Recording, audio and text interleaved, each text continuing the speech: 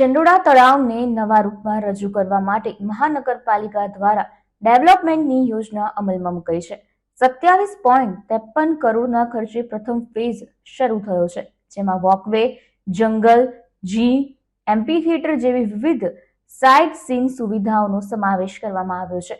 29 અને 30 એપ્રિલે મ્યુનિસિપલ તંત્રએ પોલીસ બંદોબસ્ત સાથે 4000 જેટલા કાચા પાકા મકાન તોડી દઈને સરકારી જમીનમાંથી દબાણો દૂર કર્યા છે।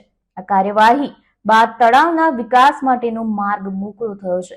તળાવમાં ઘોડાસર કેનાલના માધ્યમથી નર્મદાનું પાણી ઠલવાશે અને સાથે જ ગટરના ટ્રીટેડ પાણી માટે એસટીપી પ્લાન્ટ પણ બનાવાશે, જેથી તળાવમાં બારેમાસ પાણી ભરેલું રહે। ચંડોળા તળાવનું રીડેવલપમેન્ટ 7 તબક્કામાં થશે અને પ્રથમ તબક્કો દાણી લીમડાથી નારોલ તરફના વિસ્તાર માટે છે।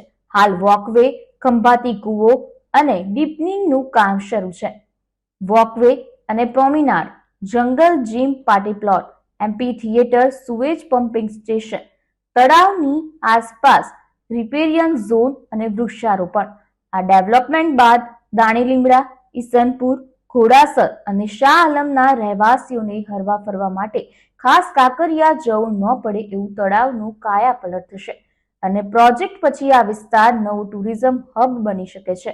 મ્યુનિસિપલ કોર્પોરેશનના એસ્ટેટ વિભાગે તળાવની હદ નક્કી કરવાની કામગીરી શરૂ કરી છે અને દશા માતા મંદિર તરફથી તળાવને દિવાલથી બંધ કરવામાં આવશે, જેથી ફરીથી દબાણ ન થાય।